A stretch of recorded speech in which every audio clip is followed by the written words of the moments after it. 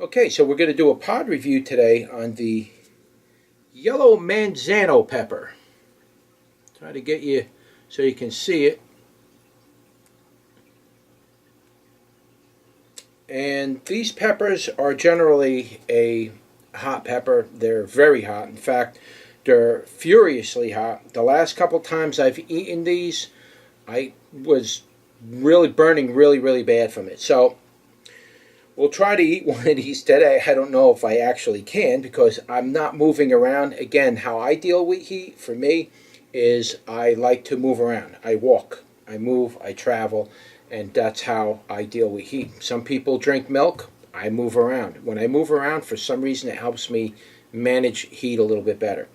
So that's it. That's what it looks like. It's the Manzano yellow. Now, there are several versions of this. There's the red, the orange, the yellow, and then there's a whole plethora of different ricotta type peppers, which are, they're all black seed varieties, but they're different shapes, different heat levels, and they grow in different regions of Central and South America. So it varies quite a bit. This particular one, I'm not 100% sure what country it comes from. I think it comes from the lower part of Central America, close to South America. That's where it originates from. But I have to double check that. I will put the correct information in the description once I can find that information, and we can update you from there. So let me cut it open just to show you what it looks like on the inside.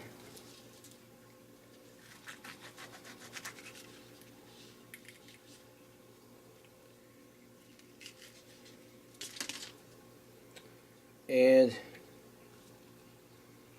it's hard to see the seeds on it because they all kind of fell off when I cut it open. But as you can see, there's black seeds. Okay. And what you're looking at here, that flesh on the inside, that's just, I happen to cut it right on a rib wall, right down the center of the rib wall, which is like a 1 in a million chance of actually doing that, and I did. So let's pick that core out a little bit so I can actually show you the seed core, which is really what you want to see, at least with this pepper, because again, it's a black seed variety, so you really don't see this very much. And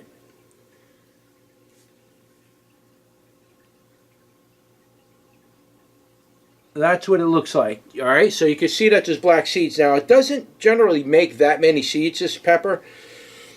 This particular plant that I got the pepper from is probably about 3 years old. It fruited the first year I grew it. I got like 1 pepper off it. And that doesn't fruit until I bring it in. It'll have flowers and everything. It'll just go really big. And then when I start bringing it in for fall is when it starts to fruit. So it's really a difficult plant to actually get seeds from. Let me just... They're beautiful seeds. They're very attractive. They're black. They look just like pepper seeds, and they're black. And it's very unusual for a pepper, but it's one of the few peppers that do have black seeds. There's not a lot of varieties that do that. So that's the inside after I took the thing out of it. Sorry about the camera not focusing. The camera needs to focus on what's behind me for some reason. I don't know why it does that, but cameras are designed to focus everything behind what the subject matter is about.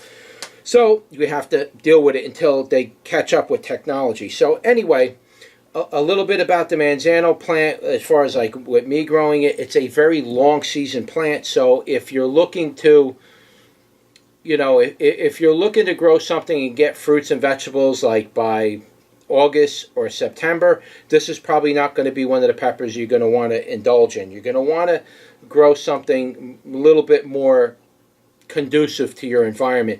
These plants are generally, they call them pepper trees, really, because the plant can live for decades in its native environment, and they grow like a tree generally, and they make these little ricotta peppers.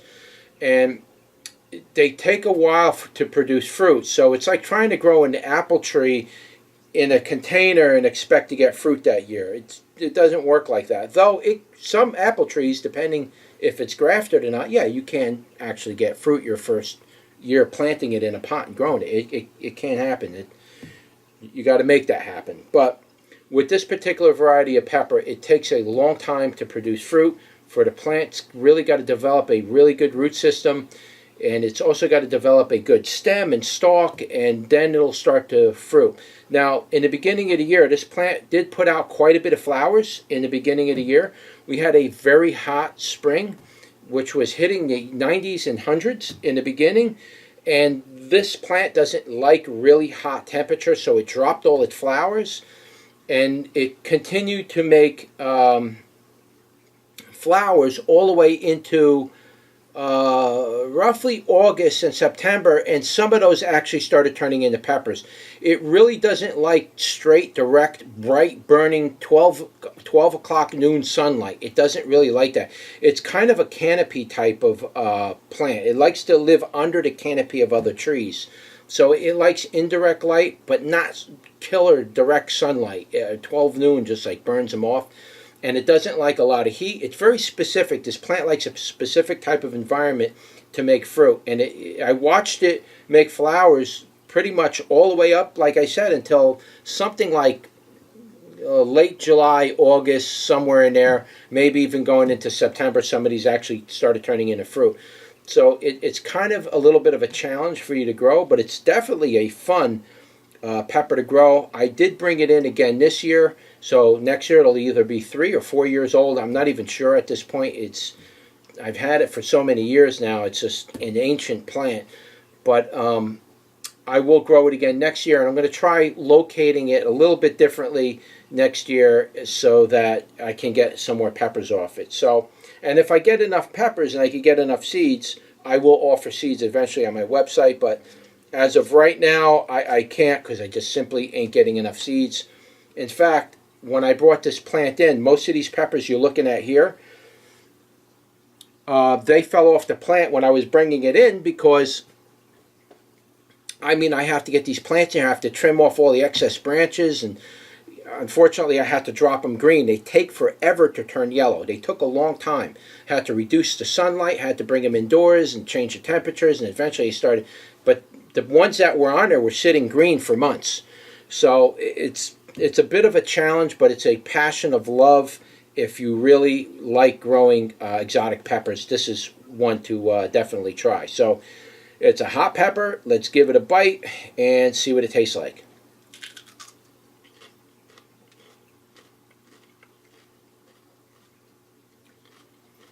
I'm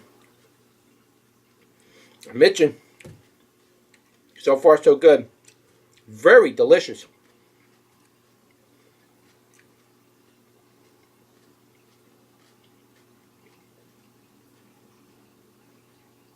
It's a very delicious pepper. It's very, it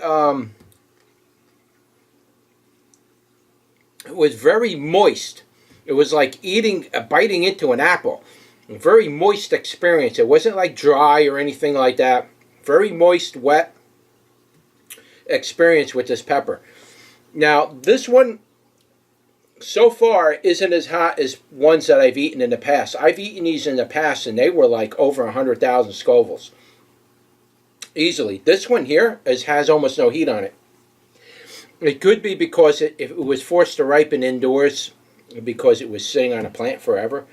So it might have something to do with that. But so far the heat is virtually no heat on it.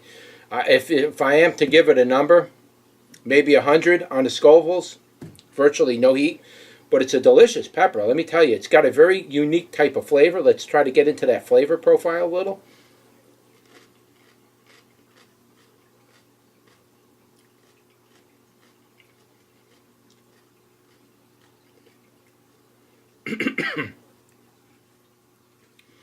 It's got like floral overtones to it.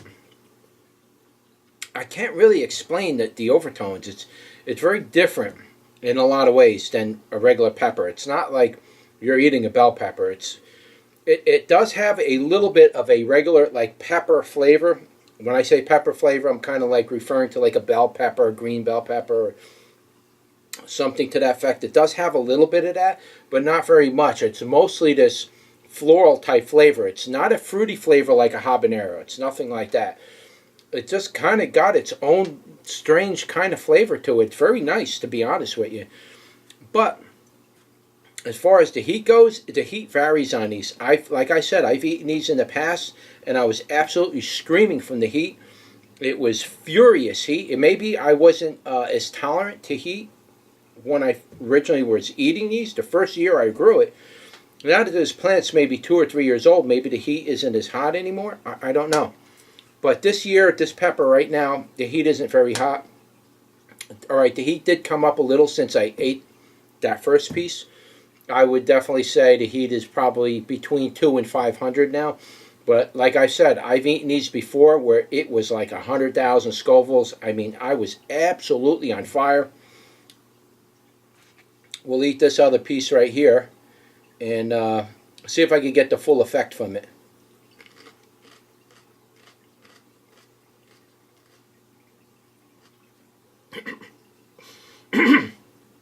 Oh, now there's heat on it.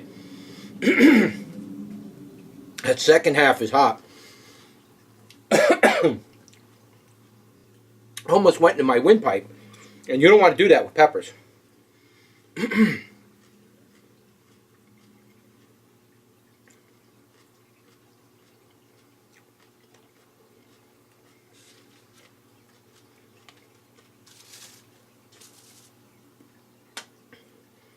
Okay, now the heat's going way up. When I first ate that first part of it, I bit it and a bunch of juice came out of it. It went right to the back of my throat. It almost went down my windpipe. So I coughed a little, but now the heat is coming out of that second half. The first half of that pepper, and I cut the pepper down this way, not this way. I cut it long way, so half of the pepper on one side wasn't that hot. This second half is very hot. It went right to the back of the throat, burning the tonsils up right now. Tongue isn't so bad. Tongue's got a light burn on it. A little bit of burn on the lips. Back of the throat is lit up like a candle right now. Lit right up. I feel the tonsils they're beating. Going down the esophagus was a little warm too. It was getting warm when I swallowed it. No hiccups, no watery eyes. A little bit of itching on the nose because it's kind of making me want to sneeze. But it was very nice. If it wasn't for that burst of juice that went right to the back of my throat, almost choked me to death. If it wasn't for that, I probably wouldn't have any issue with that at all. Starting to subside now a little bit. All right, so we'll bring that number up to a real number. That heat, it was kind of quick. It came right in, and it tapers off relatively pretty quickly. It's already starting to apex now and come down. I'm going to bring that number up to a real number now. Now that number is probably 15 to 20,000 on that particular pepper. Half of the pepper wasn't really hot, but the other half, that thing had some heat on it right there. But it was very quick. It struck, did its thing, and now it's already coming down. Very, very nice. Very quick and easy. Esophagus is not really warm anymore. I'm not belching. I don't feel an upset stomach. It's definitely a nice pepper. I would definitely recommend growing it. But again, you're going to have to be willing to wait the long term to get peppers out of it. You really got to be patient with it. You might get peppers right off the gate. You may not right out the gate. Unfortunately, I can't offer seed for this because I simply don't have enough. There's not enough seed for me to really offer. And you can see I opened this one up. And the seeds ain't even fully developed, though they probably will sprout. we'll take them out anyway, and I'll try to grow them and play around with them. I'll experiment with them, but this pepper fell off the plant early. So, but yeah, it's a nice burn on this. I really like the burn on this a lot. And the taste kind of varies. The taste was very nice on this one. Very pleasant tasting effect I got from it.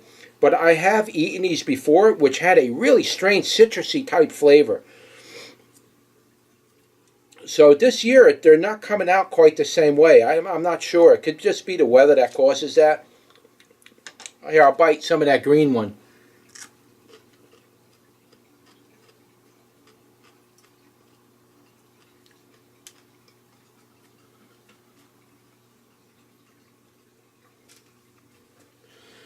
These peppers have a very distinct flavor. It's really hard to describe. It's not exactly like a green bell pepper, though it does have undertones of green bell pepper. You're primarily going to taste the original real flavor and upfront floral flavors of this pepper first, and then the aftertaste, you'll start to get a little bit of that green bell pepper type of an effect to it. But I know they use these peppers in South America, Central American countries for a lot of different dishes. I don't know what those dishes are offhand, but I know they do use these peppers for specific dishes, not just salsa or anything. They have a specific purpose for this. In fact, a couple people were telling me about it. I don't have the information in front of me, but on some of the videos I did about this in the past, they had talked about, you know, what they use it for in their country. And if you're from any of the countries that do grow this particular Manzano variety, whether it's red, yellow, comment below. I'd be really curious how you apply these type of peppers in cooking in your country. All right, so that's it. That was your pepper review for the yellow Manzano. Don't forget to like, share, and subscribe, and I will see you on the next one. Take care.